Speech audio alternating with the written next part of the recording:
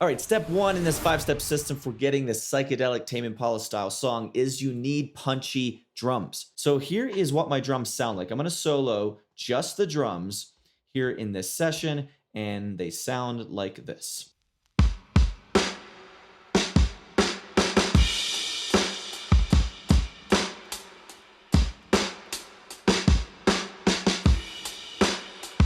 I just thought of something. I need to name this not only punchy drums, but punchy and loose drums. These drums are not quantized at 100%. I know how tempting that is, especially when you're first starting out with drum production. Maybe you're recording them in on a pad or even drawing them in. And one of the biggest mistakes producers make is we lock it in 100%, quantize it to the grid. That is such a mistake, and that is definitely not what is happening here. So we want to create a punchy and loose drum sound. So now that you heard what the drums sound like, let's backtrack this a bit. So I started this drum sound with Addictive Drums, and I just filtered through some presets until I found a drum sound that sounded close to what I was looking for. And that is key when you're working with presets inside of different virtual instruments. Just look for something that is relatively close, because then you can use plugins and you can use the performance to try to get the precise sound that you are looking for. But in this case, I landed on this preset. It's called Fudge Break inside of the United Pop Pack here in Addictive Drums. Now, you can hear some reverb there. So what I'm going to do now is turn off all the plugins that are on these drums. So now,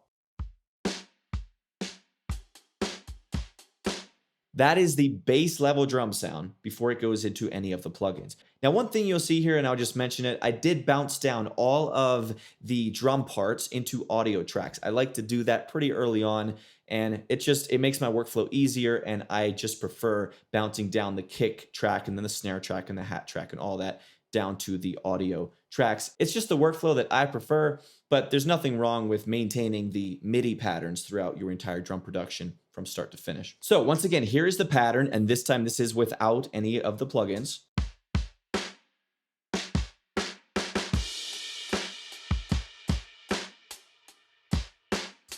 Again, notice how loose it is, right? Where it's creating that groove. It's not quantized. All right, so let's just quickly, I'll run through step by step what I did here on this drums bus. So all of these drum tracks, the kick, the snare, the hi-hat, I am sending them through a bus, which you could just think of as a group.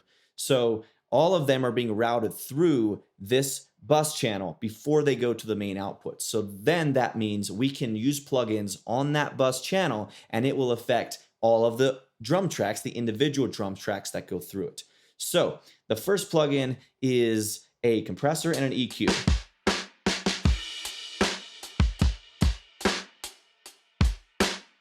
So here's without it.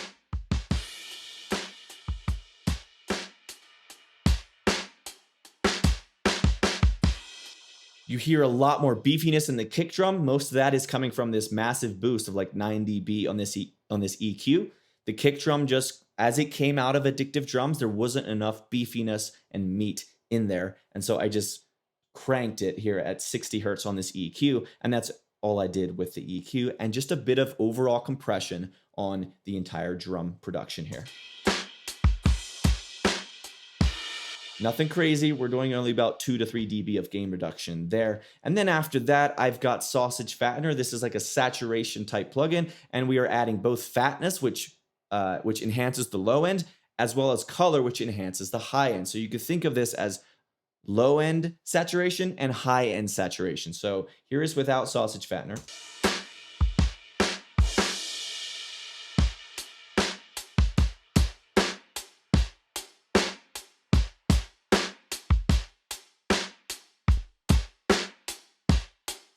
It's pretty subtle, but it does make a difference. You're starting to hear a bit more of a grainy almost type of sound. It's just adding that hint of saturation to this. And then the next plugin is, if you've been following my channel for any length of time, you know that you were going to see RC20 at some point in this chain. And here is without RC20.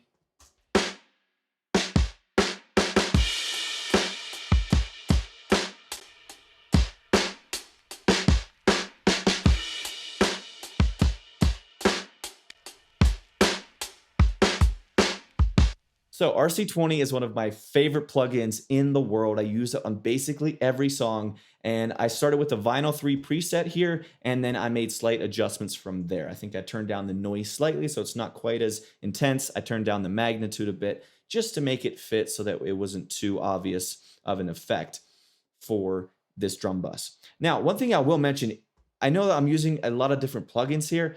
However, I don't actually use that many plugins, relatively speaking, to perhaps what maybe some other people use or what you think you should use. So if you want just a basic PDF, a basic list of the 12 plugins that I use on every song, I literally have a PDF that I made to help you, eliminate the overwhelm of all the plugins that are out there. And this list gives you 12 plugins I use on virtually every song. So I will leave a link in the description below if you want to check that out.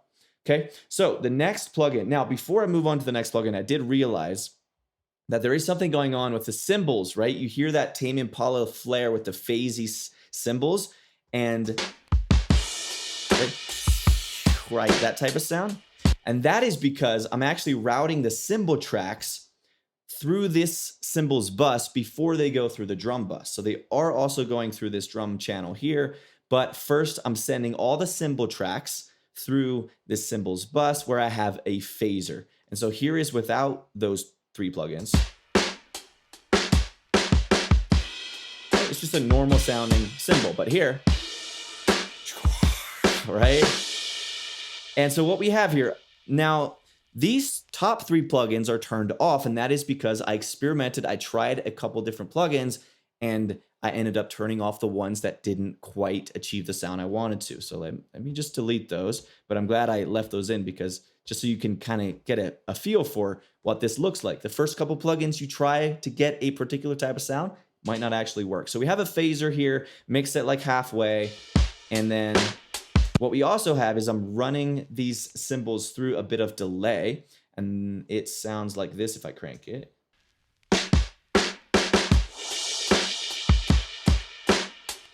So that's the effect, and that is definitely just me experimenting. I open up Valhalla Delay, and I browse through, and naturally I was like, oh, the phasers, oh, that might give us something cool for this particular type of sound. Landed on a preset, sounded great, and then just made adjustments from there to really lock in these cymbals to give me that very phasey type of sound. And then finally, I just wanted to make that cymbal effect and the phaser and everything we've added, I just wanted to narrow the sound a bit so it's not as stereo, and that's why I'm using this binaural pen plugin in Studio One. I just needed a plugin that I could make the sound a bit more mono. Because here, if it's very stereo, it's like that, versus if it's more mono. And I just preferred in this case to have that sound be slightly more narrow. Okay, so those are the cymbals, and those are also running through the drums bus. So now let's continue on in this chain of the drums bus, which I'll quickly run through these because these last couple are really just me experimenting. I experimented with the Valhalla Space Modulator here. This is like a doubler slap delay type of effect. There's without it.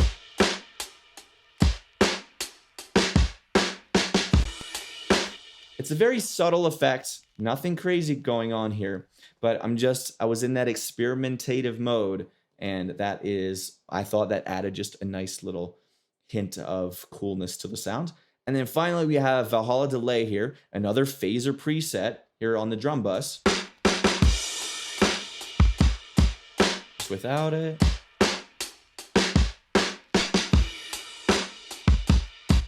So do you hear that? What's happening there is we are running every drum track, including those cymbals that already have a phaser on it. We're running all of them through this drums bus, and we're phasing it out even more with another phaser preset here inside of this delay plugin. Mix is only at 16%, but that little bit really does make a difference. And so finally, I'll just bring this in here real quick. Just a quick EQ just to cut away a tiny bit around 2K. I just thought it was cutting through a little bit too much up there. So it's a very subtle move there. And then finally, I'm sending this entire drums bus to some reverb. Sounds like this.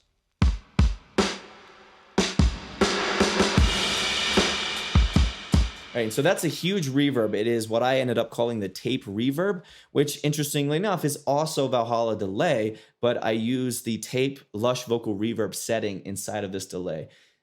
a lot of delays, you can actually achieve a very reverbic sound that can give you almost cooler sounds than a typical reverb plugin would. And in this case, that was true. And so Valhalla Delay, I used a preset and it gave me that really cool sound. And I also use this tape reverb for the vocals and some other tracks in this session as well, which is why I have it on a return track. So look it up online if you don't know what a return track is. It's where you are setting up an effect on a different channel and then you are sending a copy of like your vocal using a send, or drums in this case, sending it through that reverb or delay or whatever else you might want to use in that type of case. So that is what we have when it comes to the drum production. It's nice and punchy, but notice how it's nothing crazy. We're starting from a good place from the Addictive Drums preset. It already has some compression coming from the plugin itself. So I started with a good drum sound that I liked, that I thought was close to the final result. And then we just ran it through some compression, some saturation, RC20 to give it some retro sounds and effect, some vinyl, and then some phaser type qualities and a little bit of EQ at the end and some reverb that we're sending it to here. So punchy drums, make them loose as well. Don't quantize them too much. And then here is what the end result can sound like on your drum production.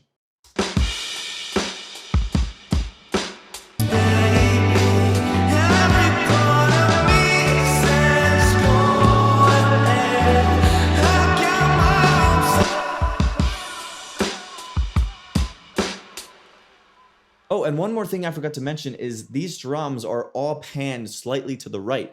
That is what I heard on the original song from Tame Impala, is those drums are not panned down the middle. So I took the entire drum bus, everything going through the drum bus, and I panned it 32 right, as you can see here. So that, especially when we talk about the bass next, you'll see how that offsets and creates just an interesting yet subtle effect on the overall sound of this production. So a little bit of panning on the drums as well. So now let's move on to the next step.